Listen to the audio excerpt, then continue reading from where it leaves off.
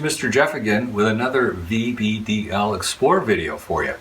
First of all, thanks for everybody who's been following from the past videos, and we've been making those since last spring, and the last one we just did was the painted puzzle. So have you been working on that one? How about the exquisite corpse?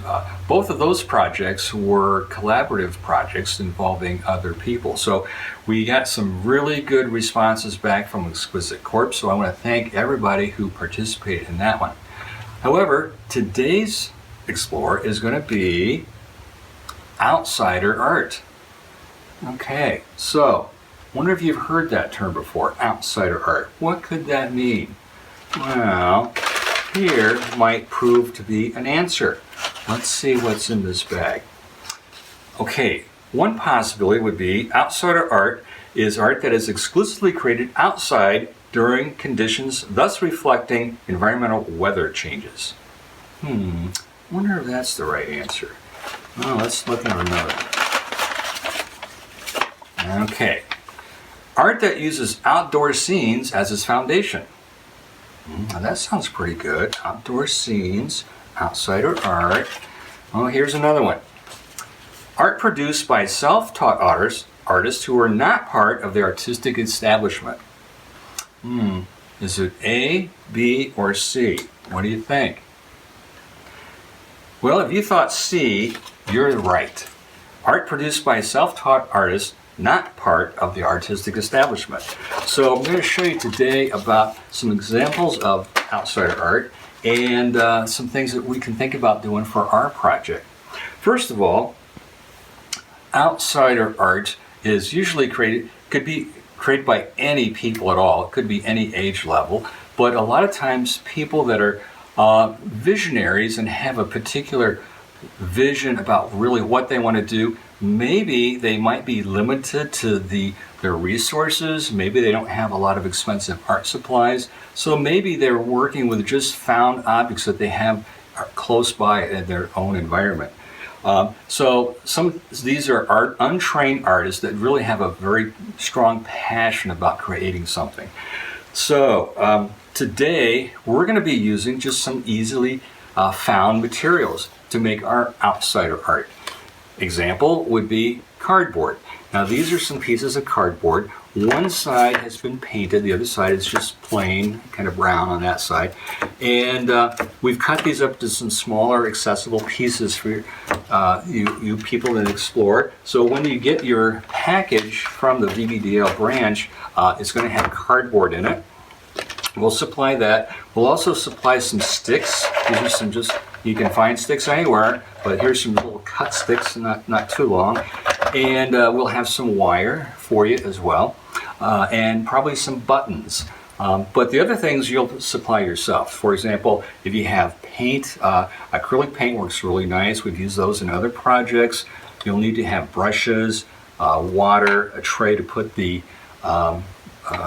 paint in.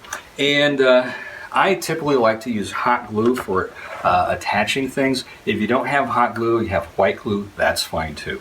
So when you are looking at your materials, take a look at the shape and decide, do you want to have a horizontal figure? Do you want to have something vertical? What does that shape look like? Could it be turned into a body of some animal maybe? Or does it look like it could be a head of a person? And you can even cut this into other shapes too. If you have a pair of scissors, you can maybe trim it down into a specific shape that you want. You don't have to keep it exactly like this. Here are some examples of ones that we've made that you can see. And again, these are all painted.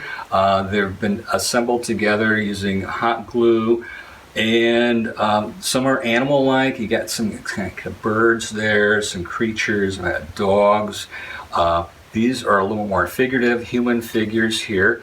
But as you notice, they're all kind of standing up and they're attached to a base. So that's how I'm going to show you how to work with these today to construct sort of a stand-up base, or a base so they can stand up like this. So you can do all kinds of different things here, but this would be very accessible. Many people have cardboard, and if you even have your own additional cardboard you want to add to this, that would be fine too. So as I was looking at some of these examples, I had a piece kind of similar to this, and I thought it kind of looked like a fish. So I've gone ahead and cut out some shapes ahead of time. So this is my fish shape, and I did paint the backside white. So I went ahead and cut that out, and then I've got some other pieces that I'm going to be attaching to this. Okay, so for example, this part is going to the head of the face fish, and I've already glued a couple buttons on here for the eye. So I'm going to attach that. I'm going to attach this part to the tail and a couple fins here, and then a top part like this. So I'm going to use the hot glue to do that. So let me show you. Once you've got things kind of the way you want to organize them, I'm going to use a hot glue to put this together. Use a little bit of hot glue there. And be careful because it is hot. Or use the white glue, whatever you might have available. And of course the glue dries really quickly. So let's get this one in here. And that way you can have some parts that will stand out a little bit more than the other parts. And let's put one of these right here. Okay, it's going to let it hang down over the edge a little bit. And I'm going to put this on the back side like that. So a little bit of glue, and just kind of put that together. Now this one, I already cut this kind of shape to make it fit, but when I put this together, I'm just going to put the glue on the edge here, like that, and put this together. But this is a little bit not as stable, so I'm going to take another piece of cardboard and just simply put that on the back side as another support.